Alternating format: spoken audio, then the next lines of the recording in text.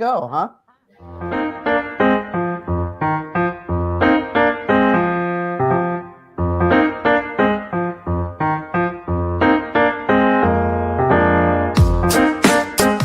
Hi, I'm Eric Sabri, your Wayne County Treasurer. If you're living in the home of a deceased family member and you're facing property tax foreclosure, the probate process can be helpful to you. If you file a probate petition and notify our office, the foreclosure proceedings will be halted during the probate process. Contact us at 313-224-5990 or email us at taxinfo@waynecounty.com. We're here to help.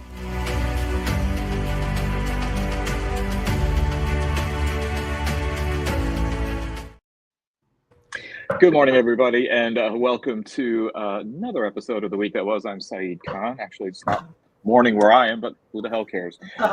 We have had, of course, another very, very busy week. For some of you who are in the Metro Detroit area, or maybe even anywhere in the United States, if you're still a little bit bleary-eyed after watching the Lions defeat the Cowboys, great game from what I understand, you're doing well. By the way, for the rest of the world, Australia looks like it's gaining on England in the first innings of the second Ashes test at the Gabba in Brisbane. Good day, mate, for that. What? Some sport. What sport are we talking about here? Okay, the fact that I have to explain it to my 5 seasoned friends here makes me weep about how truly parochial you are. Cricket. Oh. I thought I heard something this morning. Oh, never mind. You know, if one of you dropped the word Fenway, I mean, I'm sure, like, even, I don't know, somebody from Burundi would say, oh, yeah, Bosock. So there's some things that are just part of our cultural vernacular as sports fans. Anyways, I digress. Joining us today are 2 of our 3 attorney troika. We have Joel Sklar and we have Bill Seikaly. We have labor and community activist Barb Ingalls, veteran journalist Nancy Derringer, and of course, co-founder of Deadline Detroit, Allan Lengel. Well, as parochial as you might be, the one word that you have probably been hearing a lot, and contra to members of the White House residents can probably spell, there is Venezuela on everybody's mind. And this whole idea that apparently the United States is suffering from an existential crisis of drug overdoses and the gripping effect of drugs everywhere.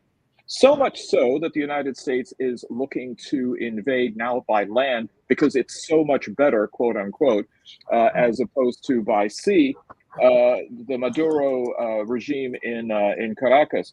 But seemingly paradoxically, and correct me if I'm wrong, because there may be a 5-hour time difference here, the president pardoned former Honduran President Juan Orlando Hernandez, who actually was serving 45 years in an American prison for cocaine charges. So how do we reconcile this? Cocaine, yeah. Money, If you find somebody who can reconcile this, I want to meet them. This is ridiculous. The most absurd thing, and the pardon of the former Honduras president is after a very lengthy trial in which some of the most inflammatory testimony you could ever imagine came out.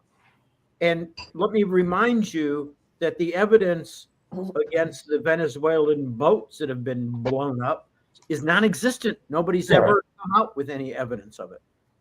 Yeah, and isn't it clear that Trump is selling these pardons? I mean, isn't it obvious to everybody at this point that he's selling pardons? Those who are getting pardoned are super rich and can pay a super amount of money. I mean, it's happening in clear view, in plain view, that he is selling pardons, and I can't imagine why there's not an outrage and an outcry. Don't get it at all. So here's a trivia question for you. What is the average number of pardons a U.S. president makes during his term of office? Anyone? 150 to 250 was the number that I was hearing. It is. It's about 138. Do you know how many he's pardoned? Oh, 1,600, I heard the other day. Yeah. That's right. That's right. You throw in the January 6th. And none with auto pen. Not one. Yeah, not one auto pen. I think this is something that that he did because Don Jr. asked him. He's like, Dad, kind of like we're kind of over a barrel, and we need to. Is that why they adopted Hunter too? It's now Hunter Biden Trump. Okay. I mean, first of all, the guy was accused, the Honduran president was accused of taking bribes from El Chapo. I mean, who's behind bars. And, the New York Times quoted a DEA agent anonymously who said, who worked on the case, and he said the pardon was lunacy. I mean, imagine, and Steve particularly knows in federal cases what it takes for federal investigators to put together cases, and to put the case against a foreign leader is massive. Yes. And probably years and years, and the resources that were put into it, and finally the conviction and the 45-year sentence. And here it is, Trump, like that. The guy was just convicted last year. He was serving in a West Virginia federal prison, and it's crazy. Mm-hmm. We are now joined by our third lawyer in the Troika, Steve Fishman. I think it looks like the tea time was canceled. What is the temperature in Detroit right now? 17. The tea time. It was 3 degrees when I went to the gym this morning. What the fuck are you talking about? The tea time. Brutal. And it's still early. Out here in the banana belt of Grosse Pointe, it's 21. So yeah, well, out there, you guys always had it better than we did. The banana belt, Is that the lake effect? Is that what that lake effect? It's a microclimate. It's always a degree or two warmer here than the issue of Venezuela, I mean, apart from the ostensibly dangerous aspect of the Maduro regime, is that now it seems that even Republican senators are calling for an investigation of Department of Defense, not War, Secretary Pete Hegseth, for the alleged authorization of the double tap on a Venezuelan fishing boat alleged to be carrying drugs. Again, as somebody, I think Nancy, you mentioned before offline, that nothing has been verified and nothing has been said. Nothing has actually even been challenged by a lot of the network news and media outlets to say this. But it looks like there is a new scapegoat to be thrown under the bus, which is Admiral Frank Bradley, apparently the person who is in charge of the U.S. fleet in the region, who is said to have authorized a second strike on a boat where there were survivors holding on to the side of the boat, much like Kate Winslet in Titanic. But of course, it didn't have drugs back then, and apparently all it had was some stupid diamond. But what say you of what is going to happen to Admiral? I was going to say Admiral Halsey, but the wrong one. Admiral Bradley, and this, because it seems as though the narrative, including from Caroline Leavitt, is that we are supporting this admiral no matter what he did, and moving all of the blame away from, or potential blame from, Hegseth.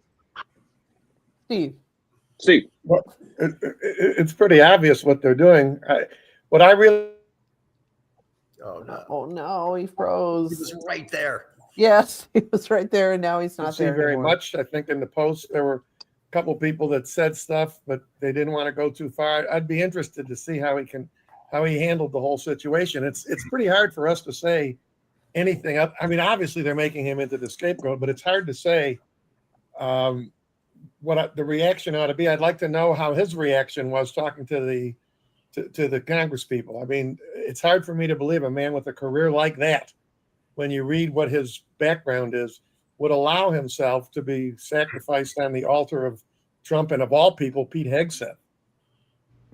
So, he was what they call, I was going to say, I saw a new online lexicon, a word for the online lexicon. He was underbussed by by Hegseth and Al, thrown under the bus. But sorry, go ahead. That was what a great term. He was underbussed. He was underbussed. But what that must do to the military, to people under command of Hegseth, knowing that he's going to throw you under the bus. Yeah. That is a message that I hope those in command and those who serve get. Mm-hmm. You are sacrificed, you are pawns, they'll use you for any illegal purpose that they want, and then they will say, get him, not me. And that's exactly what's happening. It's going to diminish the efficiency and the capacity of the military. I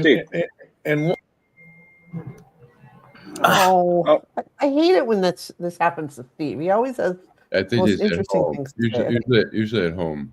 He is at home. Yeah. we He's have got a problem. issues. So Oh well. Anyway. Oh, and here you have. I mean, some people within Congress. I think Nancy, we were talking earlier offline. Senator Tom Cotton from Arkansas. Here's somebody who served in the military, ostensibly, and I say this ostensibly, it's supposed to be then a man of honor. Why, for people who clearly know the way that the military works, they understand the chain of command, they understand directives coming from the Secretary of Defense, they understand then what would be the quagmire facing people accepting these orders and then most likely having to follow the orders anyway. Why do you, I mean, has it just gotten this bad when it comes to the partisanship that they will even go ahead and shirk that knowledge when it comes to defending Trump and this administration? I think that's true. And there are so many scoundrels in Congress and the Senate who have military backgrounds that have backed this up, that I almost think there's a certain type of like ambition monster that is born in, places like Oklahoma and Arkansas or anywhere, who decides what they really want to be is president of the United States or a senator or whatever someday. So the first thing they have to do is serve in the military. And so they enlist for the purpose of polishing their resumes, basically. And then you end up with people like Tom Cotton. And you're absolutely right, Saeed. I mean, they know better, but they refuse to acknowledge it later on in their lives. It's crazy. I mean, look at the tale of two Petes. You've got Pete Hegseth, and then you've got someone like a Pete Buttigieg. Yeah. I mean, two completely different people when it comes to them understanding the role of the military and especially its relationship with civilian leadership. Mm-hmm. But that seems to have gone out the wayside. But fear not, because we do have other people protecting us. None other than Department of Homeland Security Secretary Kristi Noem, who took time out from shooting dogs to tell us that the shooter of the National Guard officers in Washington, D.C., Rahmanullah, what was his name? Lakanwal, was apparently radicalized in the United States, not by the CIA. So I hope you are sleeping better at night about this, Allan. She was on Meet the Press Sunday talking about how the Biden administration didn't vet any of these people, which is total bullshit. I mean, first of all, this guy worked in tandem with the CIA in Afghanistan. The CIA did plenty of vetting. They just don't bring somebody in and work with them without checking them out. And normally when these people come to the U.S., the FBI also does a background check and stuff. So it's total bullshit. It's just trying to blame everything on Biden. They were the ones who eventually agreed, I think it was in April, to grant asylum. They're blaming the Biden administration. It's really sad how pathetic they are. But I mean, this guy was identified, recruited, maybe even groomed in Afghanistan at the age of 15, before his frontal lobe had fully developed, to basically become a child mercenary, working for, I think, the CIA's Plan Zero, or their Zero unit. Yeah. Zero unit, yes. Not to be confused with Kirk unit, which is what Ilea called Shatner after V'ger got to her in the first Star Trek movie. But anyway. Nomad. I strongly recommend Lucozade Zero Sugar. Imagine if it was full sugar. But this idea of this guy Lakanwal is an American creation, and now to say that, well, he didn't come to the United States pre-radicalized by us is mesmerizing. Bill, you're nodding your head.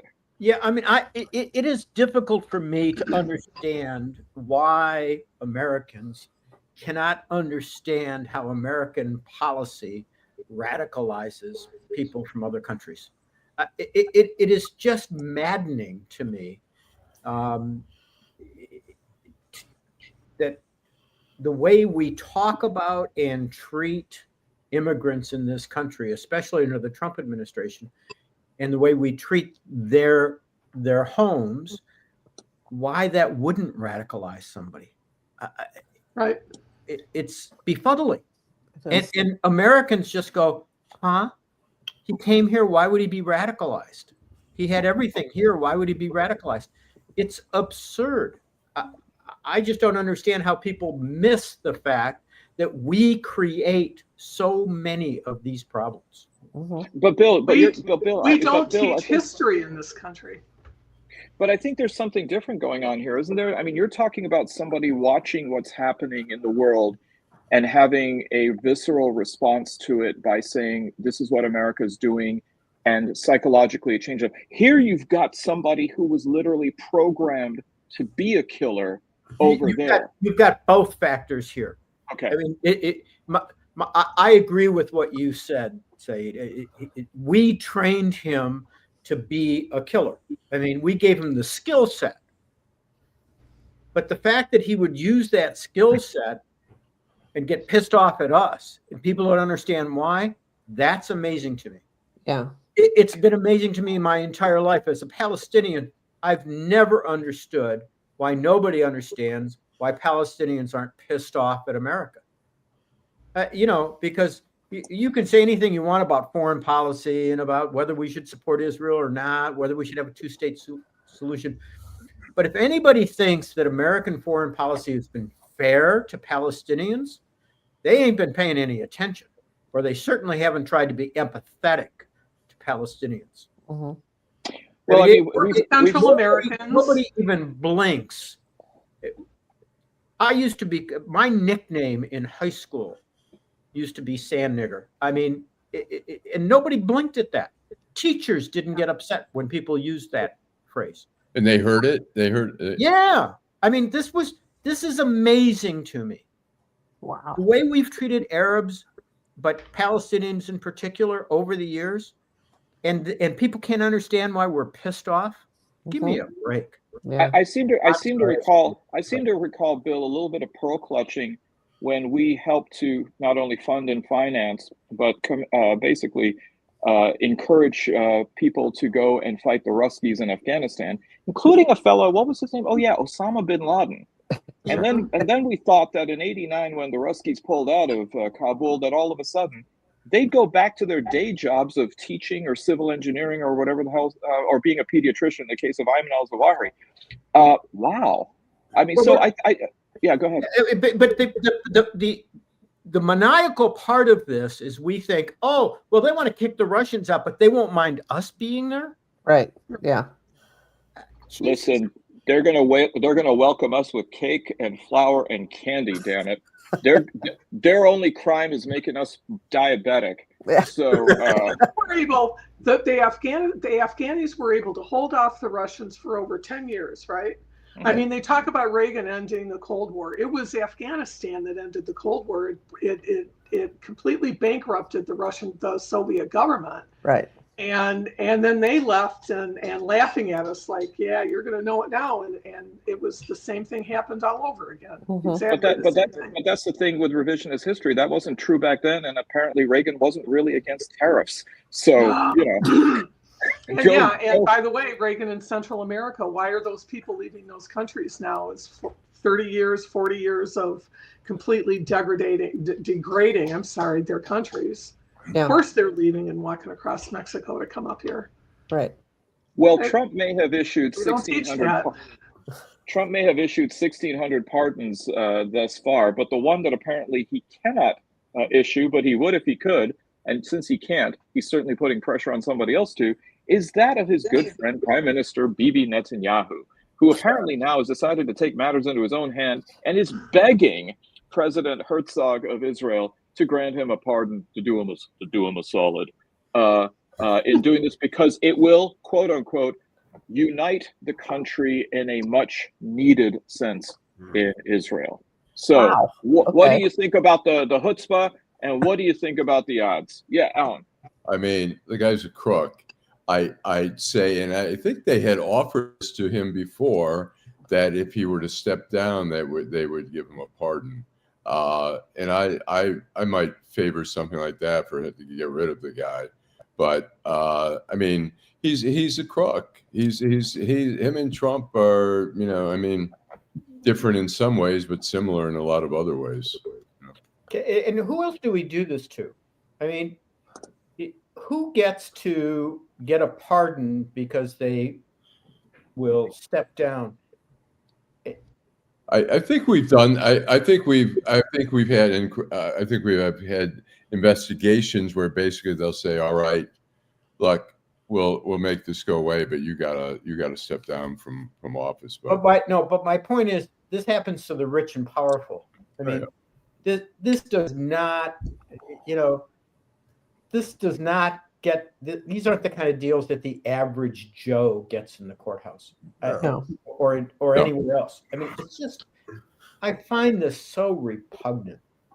But look, I'd be happy to give Trump whatever, clear him of any criminal wrongdoing if he would step down. No, you wouldn't. That was a mistake we made the first time.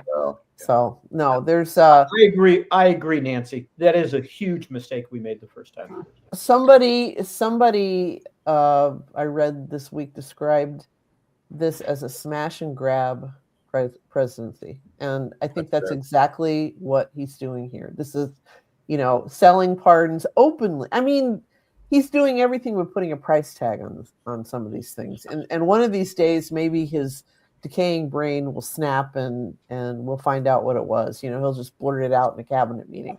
We have a video on that. Oh. Holiday deals kicked off on Friday, and when there's cash, the president will be grabbing.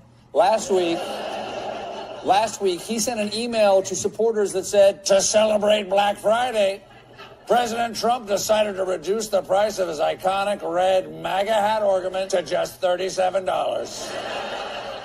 That's right. For a limited time only, he dramatically reduced the price of his famed hat ornament, which previously was available only on his website for $30. But that's not all. Trump sent another email promising a new low price on a Trump calendar for $32, which is available on his website for $25. Wow. And wow. So shameless. I do want to address the comment by our viewer G Money Hollywood 4116. Doesn't everybody want an online handle like that? G Money Hollywood 4116. Well, I do believe that G Money Hollywood 4117 might be available unless G Money Hollywood 4116 is on a family plan and there's a few after that. But I think that this is an important point. Telling Barbara, yeah, you're right. This country not only doesn't teach history, doesn't teach reading comprehension. 120 million Americans who can't read beyond the 6th grade level. I was reading an article today that the University of California system that has done away with requiring the SAT, the UC San Diego campus says that over half of incoming students have math skills that are below a middle school level. So there you go. Like me? Middle school's hard. That's when they started that algebra shit. As I well, Nancy, you probably took the SAT around the time or the era that I did, where you had in the math 2 is to 2 as 3 is 2. Look at at least I know the three guys in the middle would have been any good at math, we would have gone to medical school. Absolutely. This is why. But I do know the proper plural for Attorney General and Inspector General, much to Lengel's chagrin. But there you go. And by the way, Bill, I will not allow you to disparage yourself. You actually accurately and precisely counted the 3 of you in the middle, so your math skills are not that bad. I English is the 3 of us in the middle, but okay. Be kinder to yourself is what I'm saying. One thing that I think we need to have a functioning democracy is an educated populace who knows what decisions they're making, who are informed and considerate and make decisions based hopefully on some rationale that is acceptable. Right. That is gone. If you have, that's why Trump loves the uneducated. They're easy to manipulate, easy to lead. Facts don't matter. Messages do. And so the message of hate is going to be perpetuated. And, the idea that as Americans, we are competent enough to select our own leadership is really now doubtful. I don't think we can. We haven't. And I think that's a reflection of the lack of public education, the lack of discipline, whatever it may be. But we are no longer functioning to be a viable democracy without an educated populace, at least a middle class that's educated, we need an educated populace. And we don't have that. And we're just going to keep meandering in fucked up directions without that. Idiocracy. The motivation for the MAGA crowd is to keep it this way. Right. Keep us uneducated. What does it say that one of the most sagacious people in the last 2 generations was Dean Wormer, who said "fat, drunk, and stupid" is no way to go through life. He was wrong. 0 point. Apparently, that's the only way. Yeah. Well, just before we came on, nobody better at cultural references than you, Saeed. Exactly. Just before we came on, though, the vaccine advisory panel voted to drop the hepatitis B vaccine from the childhood schedule, which is the one that they give a baby on day 1 of their life, in the hospital there. And as a result of this, there are probably babies being born now that are going to get liver cancer, in their middle years because they get hepatitis B. It's a sexually transmitted disease. That's what killed Roy Cohn. So it's also got that going for it. Yeah, so. yeah. Well, it's also dangerous for all those babies that on day 2 start freebasing. So, and isn't there? I read today that in China there's a new virus that's going on that they really don't know what to do about. And this is the most terrifying part to me, that epidemiologically we're not ready for any of this shit. No. And when you have some idiot at the head, you have Kennedy who doesn't believe in anything. The terror is that if there is a new COVID, there is a new viral infection, we go through what we did before, that this will be completely No.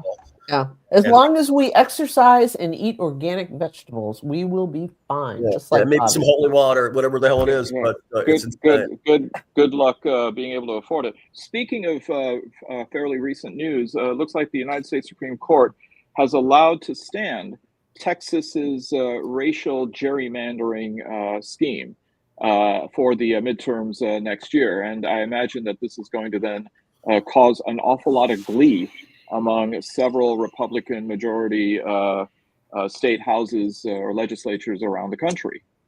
Thoughts on that? I read that. Go ahead. Go ahead. No, go ahead. I read that opinion this morning. I am embarrassed. I'm absolutely embarrassed by the Supreme Court majority. Their premise is that the lower court didn't understand that the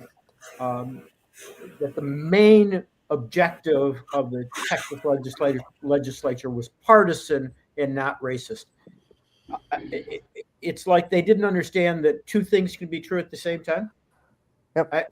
If they are eviscerating, they might as well throw out the Voting Rights Act. They might as well just burn it, because there is no way, even after reading the opinion, and you read the opinion of the lower court, they held, I think it was a 12-day hearing and all kinds of testimony. It is outrageous that they could allow this to stand and not say that there was no racist impact. It clearly was. They really don't deny it, but they say because there was also a partisan objective, it's okay. Nuts. What, does it cancel each other out or what? No. I mean, if you read the opinion, what's clear is as long as there was a partisan objective, it's okay. Doesn't matter that there was also a racist consequence. Yeah. And the standard before has been, if there is a racial impact, right, it doesn't matter what the motivation was. Yeah. Mm-hmm.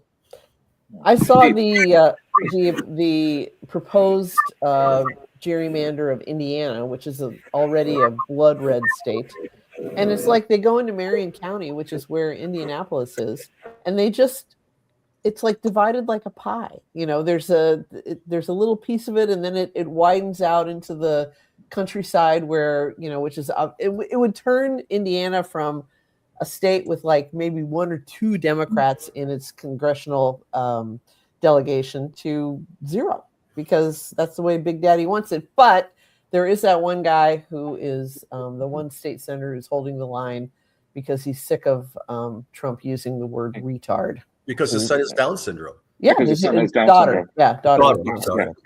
Yeah. So.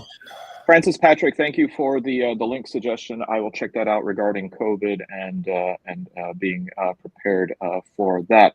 So it looks like the only Fish. Sorry. You're muted though. There you go. Go ahead. So that's completely consistent with Robert saying, how many years ago was it that race is not such a big deal anymore? I mean, Right. what's everybody concerned about race for? Yeah. I mean, if you can be that intellectually either dishonest or isolated, you have as much business being the Chief Justice of the Supreme Court as you do being a garbage collector. I mean, it's Right. ridiculous. But that's consistent with the way the guy thought. When he said that, then how many years ago, Joel? That's got to be 15 years ago. I forget which case. God, Something having to do with the Voting Rights Act. Correct. Not to mention, they don't like to interfere in the gerrymandering type stuff as well. So what's the purpose of them other than to defend everything is fine in this country? Nobody's racist anymore. Are you kidding? Yeah. I believe that. Yeah. Dinesh D'Souza We're in a said so. Right. Post-racial society.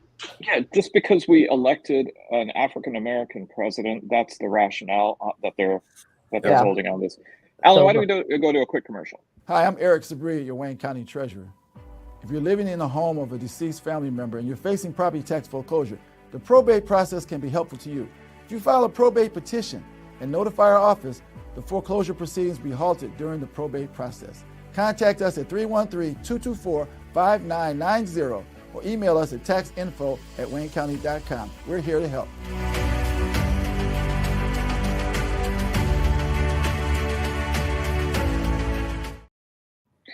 Well, I think there is one sector that actually does have good math skills.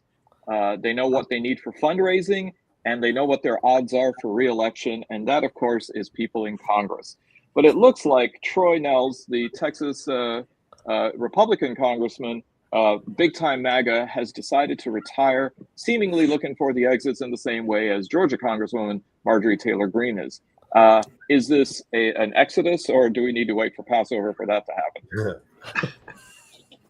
Maybe it's a slow drip. I was reading that some of the women are really dissatisfied with Mike Johnson saying that he doesn't treat women properly, that they may leave, and that may be leverage enough if you have 5 or 6 members of Congress who are going to exit and change the balance, that they might get rid of Mike Johnson. He's just been total creep and total acquiescing to whatever Trump wants. So you got that, Alan, and then you got some of these MAGA women in Congress who actually accuse him of not being man enough. I mean, what's a poor somebody to do? Yeah, it'll be interesting. I mean, Marjorie Taylor Greene, she may be positioning herself for something down the road. I mean, I don't think she's the smartest girl in the room, but I think she's got at least, minimal brain skills, and I think she sees the end of MAGA with her X-ray vision. She can see it down the road, and or at least the end of the current MAGA coalition, and she wants to have a bigger part in it. But the one thing I've heard, you're right about the women, but the other thing about being in Congress now is, what do you do? They don't pass legislation. They just sit around and wait for, Big Daddy to fart out another priority somewhere, the big, beautiful bill, whatever. There's no, we talk about bipartisanship and all that. There's no partisanship at this point. You're paid to basically, sit in your office and hope something maybe happens.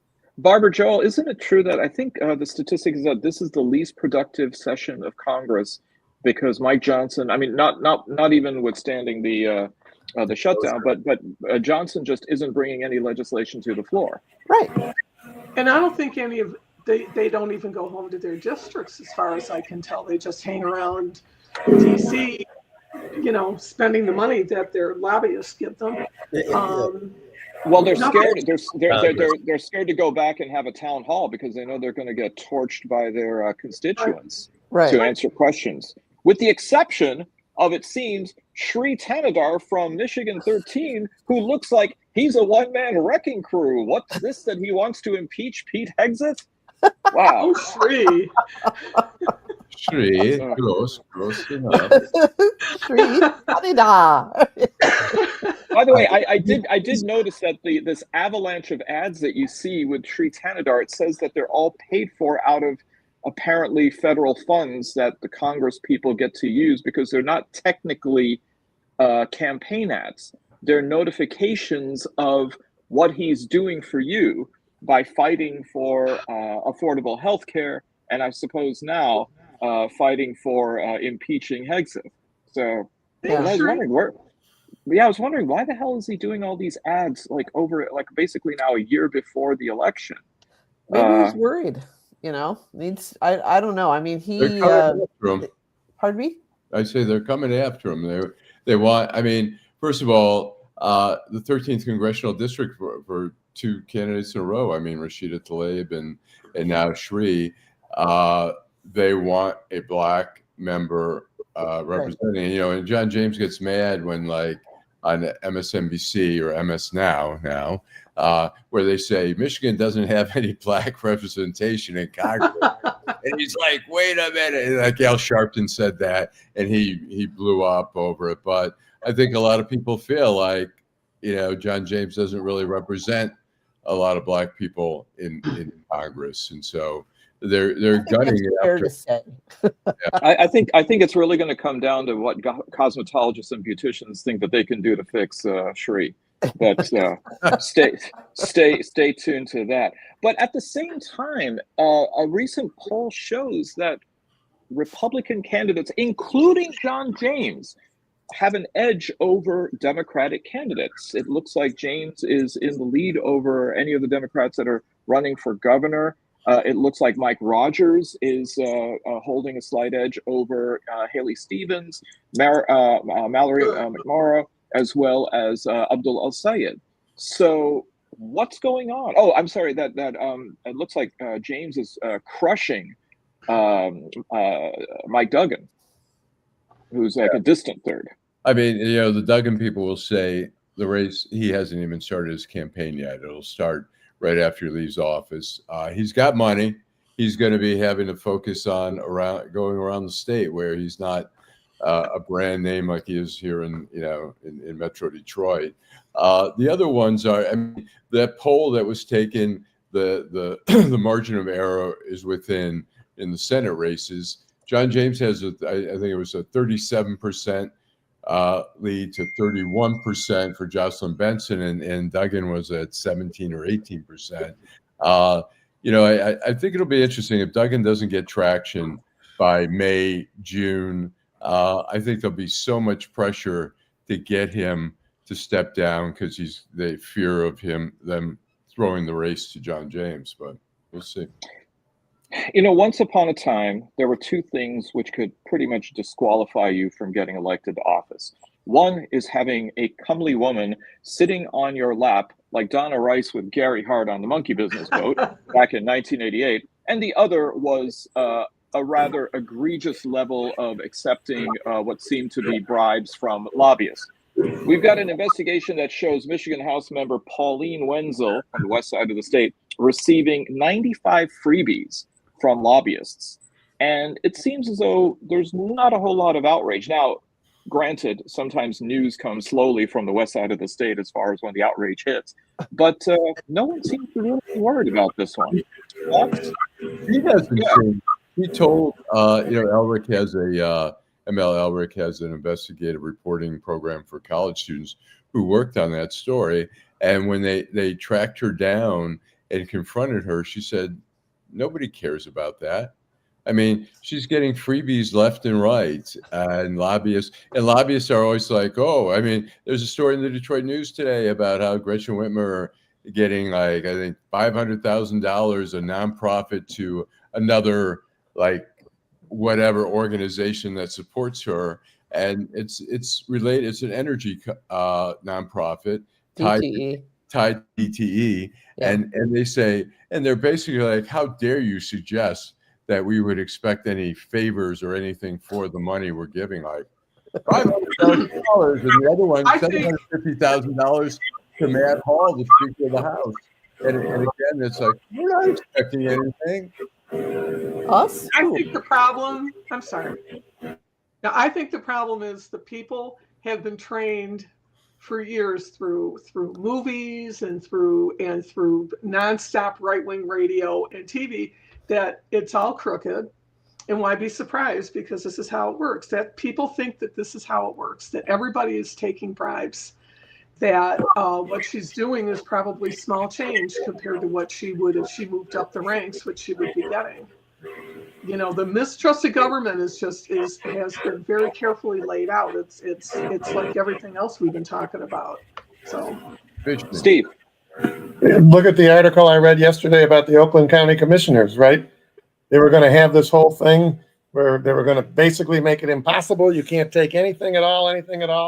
And the commissioners watered the entire thing down. Kind of the same logic. I think a combination of what Allan said and what Barb said. Yeah, what difference does it make? So what? A few dollars here, a few dollars there, a little free golf, a little this and that. And I kind of agree with you guys. I think it's the society that's accepting it. And that's what they're saying. And they've got the grifter in chief, of course, in Washington. And nobody steals like that without a gun, you know, usually. Yeah. No, smash and grab. I mean, I remember we see with the inaugurations how these huge corporations, including like Dan Gilbert, Exxon Mobil, they give $500,000, $1 million for these inaugurations, and they're not expecting anything, of course. Keep in mind, we haven't even seen the debut of the gripping documentary Melania, which was made for was it $40 million? I don't even think it was $40 million in production costs. It was like $40 million paid directly to the First Lady of the United States to make this movie. It's like it's like a fee for her acting or something. So that's, and that's all Amazon. It's all coming from Amazon. Mm-hmm. Smash and grab. She needs a fee and that's acting. Never mind. You've heard the First Lady is a sex worker story before, or theory rather. So I won't share it again. All right. Yeah. Allan. I think you need to read this comment from Kenneth. Yes, this is from Kenneth Reed 7913. Shri needs to get that divot that's on top of his head fixed, along with the drawn-on eyebrows. Kenneth, I think that's going to break the internet, at least for the remaining 18 minutes that we're going to be live on it. So thank you. Trump has a new wig that he's trying out that really does look like they just went plop, this blonde thing. I thought his is all what remains of his hair, like a comb over, but it's very expertly styled. It's like cotton candy on top of it. Yeah, this is different. This is a different one. This is a brand new one that they're trying out that's supposed to look like hair. Huh. They also, it looks like Band-Aid was able to match his MAC number for the bandages that they're putting on his hand now, because you could only really distinguish the seams between them, but it looked like it was called bruise. Yeah.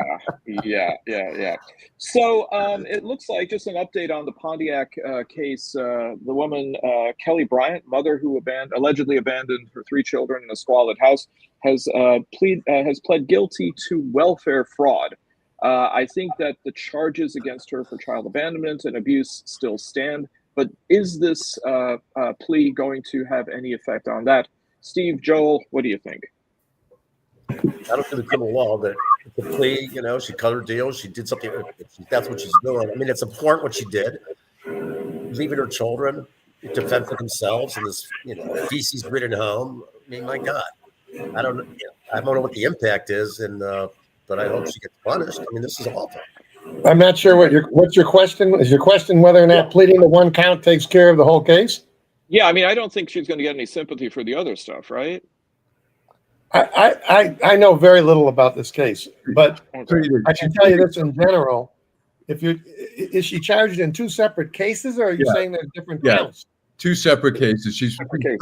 She's pleaded no contest to welfare fraud. She still has child abandonment or child abuse charges in a totally separate case. So and they're both in the same court. Yeah, both in Oakland Circuit. Both in Oakland Circuit. Well, then the answer is fairly simple. If if I were representing, not that I like her, but if I were representing a defendant, I certainly would try to make a deal that involved taking care of everything. Right. I mean, if you're going to plead to something, we do it in federal court all the time. You plead to count 1, and counts 2 through 6 are dismissed, and there might be a little something saying that you're not going to be charged with anything that related to this conduct. I'm sorry, Alan. What was the last comment that a viewer had posted? How come no one is concerned about the fact that CPS was called 14 times, showed up 6 times, and did absolutely nothing? Where's the outrage? Where's the accountability? That's a good question. Yeah, I mean, I agree with T-shirt, Jennifer. I agree with her. I find it impossible to believe. I mean, she's telling me something I didn't know. 14 times. They showed up only 6 out of 14. That tells you something right there.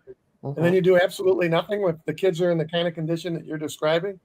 I don't know how that's, forget the accountability, the outrage. Where is the outrage? That's crazy. That's absolutely crazy. Yeah, I mean, it seems that when these are quote unquote teaching moments for us to be self-reflective, as what happened with Oxford, that soul searching doesn't seem to be occurring here as far as where the system broke down or where the deficiencies are, including in CPS when these things kind of happen. And so the pearl clutching sort of gets deferred or kicked down the can. Alan. And I mean, another safety net is the school system. The school system, I think they might not have been going to school. There was another case where they withdrew the students and they were abusing, the parents were abusing the kids. The kids just weren't coming to school. And I mean, the school system has to also be part of the solution. Well, but there's also the we're homeschooling dodge, and the homeschool community, which is not exclusively, but certainly in the majority conservative Christian, they fight like tigers against any kind of regulation because they don't want to be told what they have to teach their kids, whether they have to test their kids, etc. They think this is just a matter of personal freedom. And so their lobbyists have been very adept at keeping that accountability to a minimum. And so if you are an abusive parent or a neglectful parent, or you just, whatever, that's a good way to kind of push everybody away. We're homeschooling, our children. Do you remember the woman a few years ago, maybe 10 years ago, whose bodies of her children were in a freezer in her house, like a chest freezer? That was her. That was what she was doing. We're homeschooling, and suddenly the school has nothing to do with it anymore. And that last comment was true. Social workers, state social workers in general, are just overwhelmed with work right now, and a lot of that has to do with cuts on anything that's important to actual citizens or people that live in this state, and that go off to tax breaks to build lovely stadiums and shit like that. But I mean, we don't, because it's very clear that we don't care about we don't care about kids. We don't care about educating them. We don't care about teaching them how to read. Yeah, it's the saddest thing in the world, and people have kids and they're overwhelmed, and who pays the price are these. And now we're going to make it harder to even vaccinate them against childhood diseases. So there you go. And they can't afford to go to the doctor anyway. So right. Well, Barb, fear not, because it looks like there's going to be some remedy when it comes to dealing with stadiums. Michigan State has announced a $1 billion fundraising campaign for their athletic program. So is it called Alan Feed Sparty or For Sparty? Yeah. And it looks like the feelers actually worked, because CEO of Acrisure, Greg Williams, and his lovely wife Dawn have pledged $401 million. So 40.1% of their asked budget is already being met by one individual. And hell, I mean, they'll probably name it, I'm sure, the Acrisure Spartan Stadium, I imagine. So, Alan, you must be on whatever is beyond cloud 9, cloud 10. You know what? I'm just amazed how much money gets thrown around at universities. I mean, even just to go to the in sports. Jonathan Smith had about $33 million left on his contract, and he has a very generous out on that, where he's probably going to collect, I think, 30 million or something like that. Yeah, he is. Like, right. Money. This is like university money, where some students can't afford to go to college, and these people are. I mean, look, the sports generates a lot of revenue. Some of these players now are getting. I think the Michigan quarterback's getting $10 million for 4 years or something like that. Can you imagine? I mean, I was a janitor in college at MSU. Well, but you also weren't very good passer or much of a basketball player either. That's so true. that you deserve that. True, but when it came to eating, I was pretty good at college. No, I was reading somewhere that somebody was saying that in his state, the most highly paid state workers are the basketball coach, the former basketball coach who was fired, the former basketball coach before him who was fired, and then the governor. I forget what it was. It's just insane. I mean, No, Nancy, you're right. If you take a look across the country at the highest paid public employee, meaning on the government payroll, it is almost categorical that it is the football coach at the leading public university in that state. And if it isn't, then the basketball coach. What they care about. But yeah, you're absolutely right. It's not the head of the English department. So or the cricket coach. Or the Middle East Studies department. From your lips to Elohim, Allah's, and God's ears. Someone gave a shout out to Wilson Hall at MSU, where I was a janitor, and I do remember before the shift once we smoked a joint, and then we paid $2 for to eat in the cafeteria, and it was like a scene out of Animal House.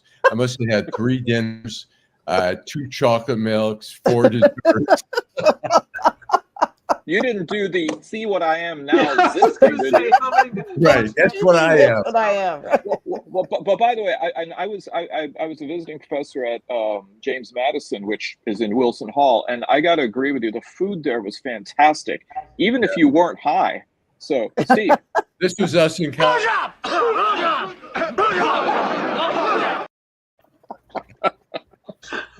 Steve. He's on mute. Oh, let me. Sorry. Whoops. All right, let's try to get what passes for college athletics. It's great. They're great games to watch. You know, our basketball team's going to win the national championship at the University of Michigan. But for anybody to pretend that this is the way life was when you had normal people, I mean, you talked about playing with good players. I played with a guy who was first team All-American. One time, somebody stuck $20 in his pocket. Some alum. That was it. We all went to Bill Knapp's and had a hamburger. I mean, it's just a different world. And for everybody to wring their hands a little bit, oh my God, this guy's getting 10 million, whatever it is. I can tell you this: better the players get it than the NCAA. Absolutely. That much I can tell you. And the players are labor. They're bringing in revenue. I mean, they should be paid. But Fish, $20 back then, you could have bought a round for everybody in the restaurant that day. I mean, $20 bought a lot of burgers. Nobody was putting $20 in my pocket. This was Tomjanovich. That's a little bit different when you score 2,000 points. That is true. Can I piss in your punch bowl just for a second? Briefly, here? yeah. A little bit. I just. How much money did they? I can't even say it. We are dealing with such massive income inequality in this country right now. Yep. And we just got done talking about, a woman whose children were kept and they're mad at her about welfare fraud, right? Which is probably in the thousands of dollars that she took, which is wrong. But why? And I think God did not bless me with issue, because I would send any children that I had would go straight to Wayne State University and have a good teacher like this. That's right. And fuck these big universities. And I know that you love sports, and I don't, but that's got nothing to do with it. You cannot get me to understand how in this country. I would say. I mean, ideally, it'd be nice if just every athlete who played on the team got whatever it is, 50,000 or 40,000 a year, which is in college is a shitload of money. But I guess the problem is then it's harder to recruit and lure people. I mean, they're it's like pros now. That's what they say about these ridiculous contracts where a guy gets fired after 2 years and walks away with $30 million. Everybody, you mean like the Michigan State football coach? Like the Michigan State football coach severance was $38 million, I think. Yeah. And G Money Hollywood 4116 is not wrong. Wilson and Case Hall, best food at MSU. Because that's where the athletes I'm not begrudging student athletes for taking that money if that's what everyone's getting. But to build another palace of sports, while they are cutting. Yeah. Athletic studies brings so much revenue, though. I mean, that's where you're getting your revenues are all from these sports programs, and the athletes are the ones who are selling it. Why is tuition so high? Why is tuition going up? Why are all these other programs being starved? All fair questions. Right. All fair questions. The alum, the fact that the dedication to the Michigan fans, the alum from Michigan MSU, that generates a royalty and generates donations to I go to Detroit twice a month, and I help. I'm real fast, Steve. I help serve food to homeless people, and you know how many of them show up with green outfits or blue and maize outfits or all these colors, and I mean it's just none of it has anything to do with anything except. But Barb, I'm sorry, I'm done. No, Barb, your point is 100% accurate. And I tell people this all the time.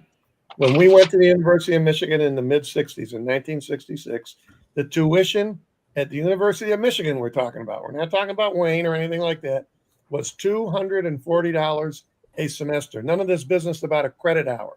And everybody that went, there was no distinction necessarily. There were some wealthy kids that were there, but there were a lot of kids who were there. Their dads worked in the plant, whatever it was. We would go home in the summer and we would work in the summer, construction, work in a plant, work in a warehouse, and you could make enough money yourself that you'd have a chance to pay. I paid $53 a month to live on Church and Willard, right in the middle of campus, basically. I know where that is. $53 a month. So what happened? We can start with John Engler. We know what happened. John Engler becomes governor in the 80s, and he decides, oh, no. We can't be giving all this money to these liberal institutions. That's the first thing that happens. And then, of course, the tuition starts to go up. And then what do? Instead of having one teacher like we had in our classes at U of M, there's 4 administrators and 6 more assistant teachers and blah, blah, blah. And they're making more dough. They don't put in the newspaper how much dough they're making for the number of hours they're working. So all of those things together conspired to do what you're talking about. And you are absolutely right. When my daughter was at the University of Michigan and we went up on Parents Weekend and we went to a restaurant that was for grown-ups, for us, basically, for people who have a few dollars. And I looked around and I told my daughter that. I said, look here, everybody here comes from a family with some money. These kinds of restaurants didn't even exist in the 60s when we were there because nobody had anything. And so that's what made Harbor great was, places like that, their Sergeant Pepper's, Pizza Bob's. That's exactly all that stuff. And now it's all gone and same thing happened at Ohio State. It's all, they started a nonprofit or a public-private partnership to develop the area around campus. And now it's Jimmy John's and Skyline Chili and, all this shit. And the old campus is gone. So lost its charm, man. By the way, before we cut to our last segment, first of all, mid-'60s Fish, the tuition at Harvard was $2,500 for the year. Right. My freshman year at Michigan in '84, the semester was $1,084.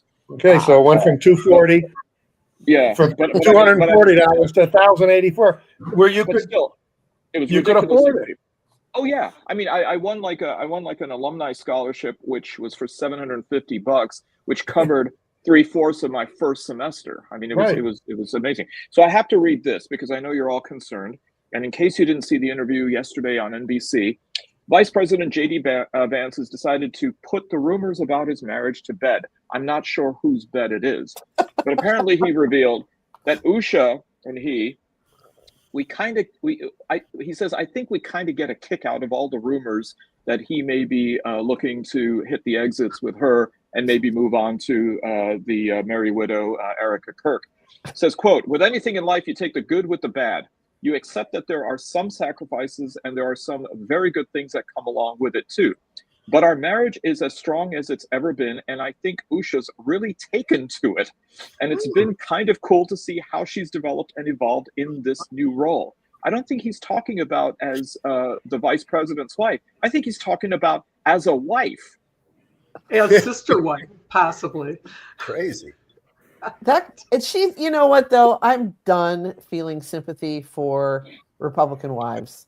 I mean, Melania Trump fucked her way into that job, and and who knows about Usha? She was what, a clerk for some horrible was it John Roberts?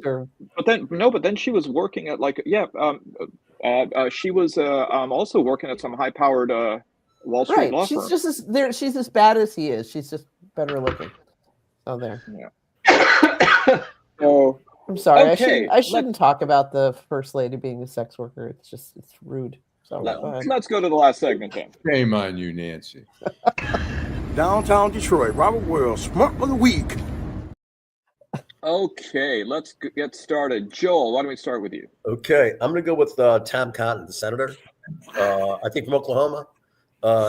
His explanation about the boat and that everything was okay, that they killed 2 people, but he thought these 2 people in distress in the water were about to overturn the boat and go on with their mission. What's happening is murder. It's just out and out a murder. It is. There's no excuse. There's no justification. We have no evidence. Even if we did have evidence, it wouldn't justify with the killings. These are extrajudicial. They're wrong. They're not what we stand for. They could be, we're setting a standard and rules of engagement that are so fucking low that God knows what will happen to Americans abroad or elsewhere. This is so dangerous, and to deny reality is what this administration has been. That's since he came down that elevator, and this consistent tenacity to hold on to something that isn't true in light of video evidence that shows here's what you did. You had 2 guys struggling, holding on to a fucking burning boat. They didn't call for anybody, and you killed them. How is that in any way forgivable or acceptable? That is a war crime. It is a crime of humanity. To see that Tom Cotton, who's not an idiot, he's a bright man, to come forth and try to give an excuse and say, well, I'm done now.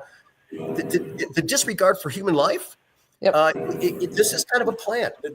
Once we get desensitized to the killings come home. And we get desensitized to those. So this is unbelievably dangerous, and he is a schmuck, and I can't even overemphasize the disappointment in failing to call what you saw what it was, which was out and out murder. Yep. And he's a schmuck. Exactly Others that deny that reality, we are doomed if we don't start getting a hold of what's real and dealing with what's real, because they are butting up against these ridiculous myths and statements that Trump and his administration and Hegseth are making. Good for you. I hate All right. Barb. I will just say one thing about your point, Joel, which was absolutely right, is we are already desensitized to murder. After Sandy Hook, we let that go and haven't changed a thing. So if you've gone from allowing people to be slaughtered at the movie theater, at a concert, or in their school rooms or anywhere like that, 2 guys in a boat, Yeah, that's nothing. It's horrible, but we're already there. But my schmuck this week is Gretchen Whitmer for backing the AI in Saline and other places in the state of Michigan. Data centers, the AI the full data centers. They are, no one, for one thing, DTE can't be trusted. Yep. They're saying, oh, no, this isn't going to cause higher electrical costs at all. Full out lie. Their history proves it. They don't know the full environmental cost to the state of Michigan, which has most of the fresh water in the world, and certainly almost all of the fresh water in this continental United States that we live in, all of these things. And she can talk about union jobs, which I am always in favor of, but it's 1,500 jobs that as soon as it's done, it's just like line 5. Embers, you're gone, you're done, and that's those it. things. They're energy vampires, and and for what? So that ChatGPT can help your kid, cheat on a paper. I mean, who asked for this? The richest people in the world who want us to pay for it. Fuck them all. I'm right. Totally with you, Barb. And even a terrible corporation like iHeartRadio is refusing to use AI music right now on their platform, which is fantastic. If you go to Spotify, there's a really good chance that the song you think you're hearing, Steve, you think you're hearing The Temptations? You are not. You're hearing an AI version of it, and that is a shame. Oh, I've never heard this song before. They would never fool Steve with The Temptations. He knows every cut down to like the scratching at the end of every LP. So I have a question. I don't know, Steve, if you watched the game last night, but they had The Temptations during halftime, and this may be a naive question, if there were any of the originals. That's a naive question. Yeah. There's one original, Otis Williams, 84 years old. Okay. He is still not just alive, he still sings with them. My wife and I saw the new group live not too long ago. Ron Tyson, the soprano, is probably 78 or 9. He's the one who took over as a soprano when Eddie Kendricks left, so he's been with them a long time. The other guys are new. The bass guy in particular is the only young guy. He came from the movie The Temptations, and he's now their bass guy. Oh. You should have said, Otis, he loves us. Mind if I dance with your dates? Why no? What's your major? Primitive cultures. One of my favorite scenes. Joel. Yes. Oh no, you already went. No, Bill. I already went. Bill. I'm sorry. And I'm sorry for having to leave for a little while. Mine are the conservative majority on the Supreme Court for its ridiculous decision in the Texas case. The idea that the Supreme Court does not understand that you can have a racist impact even with a partisan objective, and it's quote okay is ridiculous to me. They have been as much a problem for this country as they've ever been the cure, which is something I've never said before. I believed in the Supreme Court. I generally believe in our system, but they are throwing the baby out with the bathwater. Yeah. And it's more than frustrating. It, in my opinion, is going to result in the crumbling of our system. Yeah, I don't disagree. Fair enough. Steve. Hold on. You're muted, Steve. Hold on. There you go. Okay. Yeah. There you go. I fully intended to make Tom Cotton my schmuck of the week. I didn't think it was even a close call. So what I'll do is I won't say anything more than what Joel said. I agree with every word he said, and I'll extend it to the rest of the Republicans who have also managed to take the same position. My God, I looked at the video. That didn't look all that bad. Seriously? What if you saw two guys out on 8 Mile standing there trying to change a tire and you walked up and shot them in the head? Would that be not too bad? That's basically the same thing. Yeah. And the notion, what got me the most is a couple of these guys said, well, maybe they somehow would signal, and maybe they had 20 or 50 kilos of cocaine somehow under their shirts while they were clinging onto the side of the thing. And then maybe somehow they would signal and they would all somehow get it to Texas. You know, the whole thing was so insane that all of them, I'll just add it. It's not just Tom Cotton. It's every Republican that stuck up for their behavior after seeing that video that didn't want to acknowledge that what they saw was murder. Yeah. They're all schmucks of the week. Absolutely. Good one. All right. Nancy. Alina Habba, who may or may not be the U.S. attorney for the New Jersey. Is that where she is? I can't remember. she went on the Sunday shows last week defending the ICE actions of ICE and Border Patrol and all that, saying America is for Americans. And I don't know why. I just looked at that last name and I thought that sounds familiar. That sounds rather Dearbornian. And I Wikipedia. I looked her up on Wikipedia. Her parents are Chaldean. She's Chaldean. Right. She's Chaldean. They left Iraq in the 60s, fleeing, Saddam Hussein, basically. I mean, a lot of Christians left Iraq in the 60s. Most of them seem to have ended up in Michigan, but some of them were in New Jersey. They were in the first wave. Her parents were both doctors. So, the educated and, skilled are usually the first ones off the sinking ship. But, and she was born here. But for her to take that attitude of America's for Americans, we don't want the immigrants from, wherever, when that is her family's recent history. I mean, this doesn't go back 3 generations. This is her parents, is so repulsive to me and so un-American. But, she's a hot babe and the president has a type, and especially in his legal team. So it's the same with the Somalians, calling these people garbage. Yeah, these are human beings, man. I mean, well, they're not. Yes, they're human beings. They're not garbage, not refuse. They're no, not and if you go to Minneapolis, they are a vital part of the local economy up there. I mean, it is to use that term from the president to say that a group of people, Somalians, are garbage. Is like, what the fuck? And then it diminishes them as human beings. You can do whatever the hell you want to these people. They're garbage. It's absurd. Yeah, and then say, don't call us. Talk about a member of the House of Representatives in the same way. I mean, and she shot back. What happened in our history? She shot back, Bill. Apparently, Minnesota Congresswoman Ilhan Omar, Somali American, keeps getting asked by quote unquote MAGA journalists that whether she married her brother, and so she just simply now retorts and says, "Is your president a pedophile?" And that pretty much ends that interview right there. Yeah. So you got that, Alan.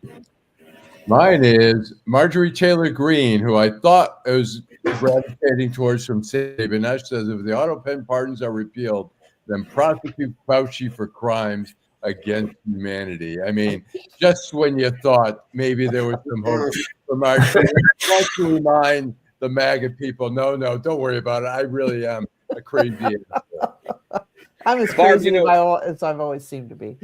I think, Barb, you were wondering what's she going to do in her post-Congress life. I think actually, and Alan, correct me if I'm wrong, because you've got the Hamtramck beat and there hasn't been any movement on this. Maybe Trump can nominate her to be ambassador of Kuwait. Oh, that's a possibility. There you go. I don't think that's going to go anywhere with Mayor Galib. But. Okay, well, because it has been 35 years since the last time Kuwait was invaded, so why not have the Green invasion happen here? All right. Well, I know that we're 18 days away from Festivus, but I've got, if you'll indulge me, I've got a few here. First of all, right now I'm on BBC. They're actually showing the release of the group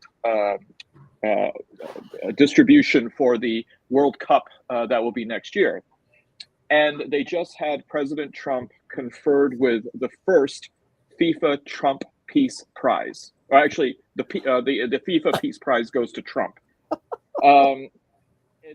He comes out on stage, and Giovanni Infantino, the head of FIFA, so basically my schmuck is FIFA, gives Trump this box, and then Trump puts a medal around his neck, and there is this incredibly gaudy trophy of a bunch of gold-laden hands on a gold-plated soccer ball to look a little bit like the World Cup trophy, except bigger and more gaudy.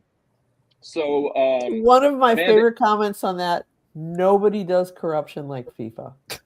Yeah, but FIFA kowtowing like this was just really disgusting. Almost as bad as the United States Institute for Peace building being renamed the Donald J. Trump Institute for Peace. Right.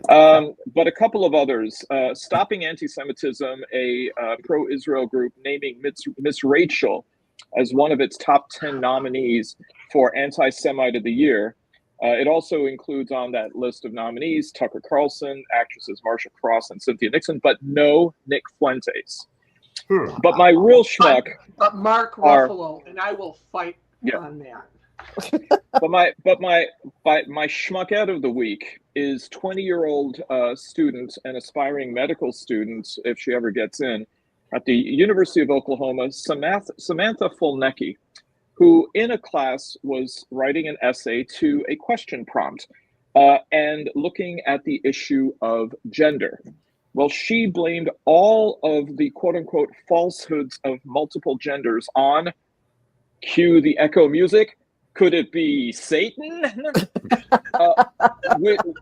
Without looking at, as the question prompt called for, a look at the scientific arguments that are behind this notion of assignment of gender. She complained because she got the very well-deserved F on the essay, complained to the administration, which then put her instructor on administrative leave. After she had brought this to the attention of Talking Points USA.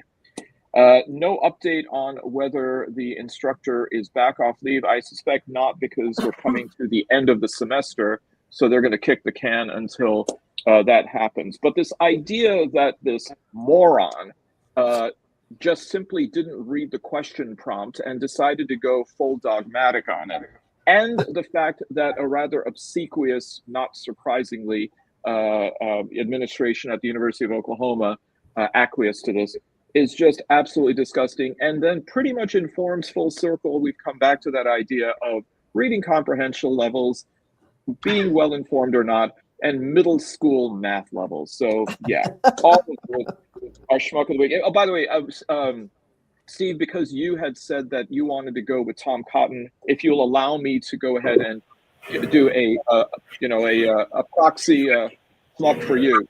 How much do I need to do? Be your Shabbos goy and this? I mean, come on.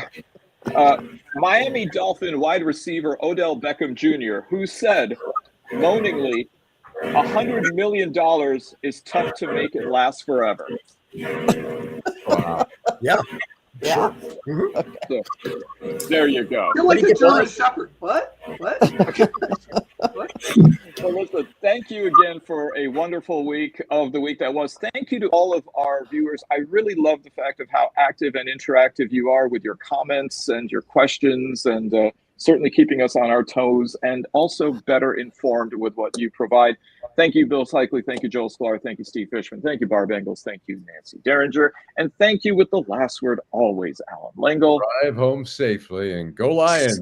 Go Lions and stay warm. Stay warm, people.